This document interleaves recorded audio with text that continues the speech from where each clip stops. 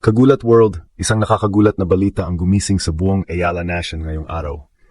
Ang inaabangang Dream Doubles partnership ni Alex at tennis legend Venus Williams sa Bad Homburg Open 2026 ay hindi na matutuloy matapos lumabas sa tournament schedule na ang kanilang round of 16 doubles match ay nakamarkang cancelled. Tama ang nabasa ninyo. Ang tambalang Pinay sensation at 7-time Grand Slam singles champion na si Venus Williams ay isa sa pinaka-inaabangang kuwento ng grass court season. Marami ang excited na makita ang kombinasyon ng bilis, youth at fearless game ni Alex, kasama ang napakalawak na karanasan ng isa sa pinakadakilang manlalaro sa kasaysayan ng tennis. Ngunit biglang nagkaroon ng twist. Sa Google Tournament Schedule at iba't ibang tennis tracking platforms, lumabas na kanselado ang nakatakdang doubles match ng Ayala Williams tandem laban kina Shuko Aoyama at Eri Hozumi Liang. Hanggang sa oras na ito, wala pang opisyal na pahayag mula sa WTA, Bad Homburg Open organizers, kampo ni Alex Ayala o Venus Williams kung ano ang eksaktong dahilan ng cancellation. Dahil dito, nagsimula ang iba't ibang haka-haka mula sa tennis fans. May ilan na naniniwalang maaring may kinalaman ito sa pagod mula sa malalim na kampanya ni Alex sa Berlin Open, habang ang iba naman ay nagsasabing maaring strategic decision ito bilang paghahanda para sa Wimbledon.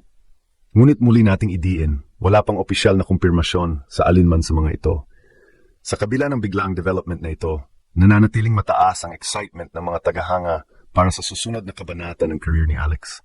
Isang bagay ang sigurado, kahit saan siya maglaro, patuloy niyang ginugulat ang mundo at ipinagmamalaki ang bandera ng Pilipinas sa pinakamalalaking entablado ng tennis. Usapang Alexandra Ayala na naman tayo. At sa pagkataong ito, isang development ang talagang nagpagulo sa tennis world. Ang Dream Doubles partnership ni Alex at Venus Williams na ilang linggong pinag-usapan ng international media ay hindi matutuloy matapos lumabas sa tournament schedule ng Bad Homburg Open ang salitang cancelled sa kanilang inaabangang doubles match. Noong unang inanunsyo ang tambalan ni Alex at Venus, maraming fans ang hindi makapaniwala. Isipin ninyo, isang 21-year-old na Filipina rising star na kasalukuyang gumagawa ng pangalan sa WTA Tour, kasama ang isa sa pinakamalalaking alamat sa kasaysayan ng tennis. Para itong pagsasanib ng dalawang henerasyon, ang kinabukasan at ang isa sa pinakadakilang pangalan ng nakaraan. Kaya naman nang makita ng mga fans ang cancellation sa schedule, agad na nagsimula ang mga tanong. Ano ang nangyari? Bakit hindi natuloy? May injury ba? May pagbabago ba sa plano? O bahagi ba ito ng paghahanda para sa Wimbledon? Sa ngayon, mahalagang maintindihan na wala pang opisyal na pahayag mula sa WTA, Bad Homburg organizers, Venus Williams o Alexandra Ayala tungkol sa eksaktong dahilan ng cancellation. Dahil dito, puro analysis at obserbasyon lamang ang umiikot sa social media. Isa sa mga madalas na binabanggit ng tennis observers ay ang napakahabang linggo ni Alex sa Berlin Open. Bago dumating sa Bad Homburg, isa si Alex sa pinakamainit na pangalan sa women's tennis matapos ang kanyang kahangahangang performance laban sa ilang elite players sa grass court. Nakita ng buong mundo kung paano niya pinahirapan at tinalo ang mga mas mataas ang ranking sa kanya. Natural lamang na may epekto ang sunod-sunod na high-intensity matches sa katawan ng isang atleta. Sa grass court season, napakaiksi ng pagitan ng mga torneo.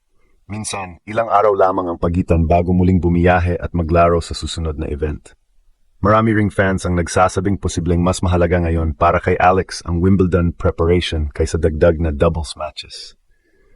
Tandaan natin na habang lumalapit ang Wimbledon, bawat oras ng pahinga at recovery ay napakahalaga. Ang pinakamaliliit na pagod o discomfort ay makaapekto sa performance ng isang manlalaro sa pinakamalaking torneo sa mundo.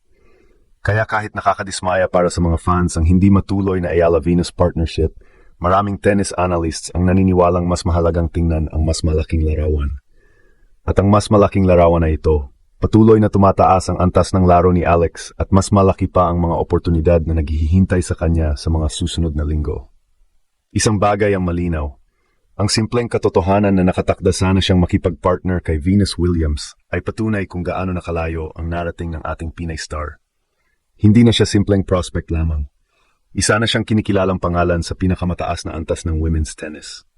Habang patuloy na pinag-uusapan ang kanseladong doubles appearance sa Bad Homburg, may mas malaking kuwento na hindi dapat makalimutan ng Ayala Nation, ang meteoric rise ni Alex sa world tennis. Sa nakalipas na mga taon, nakita natin kung paano unti-unting binuo ni Alex ang kanyang pangalan mula sa junior ranks hanggang sa pagiging isa sa pinaka-promising young players sa WTA Tour. Mula sa Rafa Nadal Academy hanggang sa pagharap sa mga Grand Slam champions, hindi naging madali ang kanyang paglalakbay. Ngunit ngayong 2026, ibang level na ang usapan.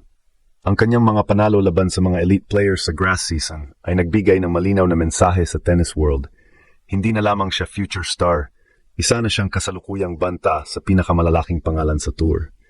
Dahil dito, lalong naging espesyal sana ang tambalan nila ni Venus Williams. Maraming fans ang gustong makita kung paano matututo si Alex mula sa isang player na may napakalawak na karanasan sa pinakamalalaking laban sa kasaysayan ng tennis. Hindi araw-araw nagkakaroon ng pagkataon ang isang batang player na makasama sa parehong side ng court ang isang 7-time Grand Slam singles champion at 16-time Grand Slam doubles champion. Sa social media, marami ang nagpahayag ng pagdismaya nang makita ang cancellation. Ngunit kapansin-pansin na mas marami pa rin ang nagpahayag ng suporta para kay Alex. Ang mensahe ng karamihan ay simple. Kung ang desisyong ito ay makatulong sa kanyang paghahanda para sa Wimbledon, sulit ang sakripisyo. At totoo naman. Sa professional tennis, hindi lahat ng laban ay nilalaro sa loob ng court. Minsan, ang pinakamahalagang desisyon ay kung kailan magpapahinga, kailan magre-recover, at kailan magfo-focus sa mas malaking target. Ang mga elite athletes ay hindi lamang sinusukat sa dami ng kanilang nilalarong matches, kundi sa kakayahan nilang ihanda ang kanilang sarili para sa pinakamalaking sandali. Ngayon, nakatutok ang buong Pilipinas sa susunod na kabanata ng kanyang grass court journey. Kung may isang bagay na paulit-ulit ng pinatutunayan ni Alex, ito ay ang kanyang kakayahang bumangon at sorpresahin ang mundo. Kaya mga kababayan, kahit hindi natin nakita ang dream partnership kasama si Venus Williams sa pagkakataong ito, huwag tayong mawalan ng excitement. Dahil ang tunay na kwento rito ay hindi ang isang kanseladong doubles match. Ang tunay na kwento ay ang patuloy na pag-angat ng isang Pilipina na unti-unting nagiging isa sa pinakamalalaking pangalan sa world tennis. At kung pagbabasehan ang kanyang mga nagawa nitong mga nakaraang buwan, hindi pa tapos si Alex sa paggulat sa buong mundo. Mga kababayan, kahit hindi natuloy ang inaabangang Alexandra Ayala, Venus Williams Dream Doubles Partnership sa Bad Homburg Open, hindi nito mababawasan ang excitement at inspirasyon na dala ng pag-angat ng ating Pinay tennis sensation. Sa katunayan, ang simpleng pagkakaroon ng pagkakataon makasama si Venus Williams sa parehong draw ay patunay kung gaano nakalaki ang respeto at pagkilala na nakukuha ni Alex sa international tennis scene. Habang wala pang opisyal na paliwanag tungkol sa cancellation, isang bagay ang malinaw, nakatuon pa rin ang lahat ng mata kay Alex habang papalapit ang Wimbledon. Ang kanyang mga nagawa sa grass season ay nagpatunay na kaya niyang makipagsabayan sa pinakamahuhusay na manlalaro sa mundo. Kaya mga kababayan, manatiling nakasuporta at proud. Dahil sa bawat torneo, patuloy na ginugulat ni Alex ang mundo at itinataas ang bandera ng Pilipinas sa pinakamalaking entablado ng tennis.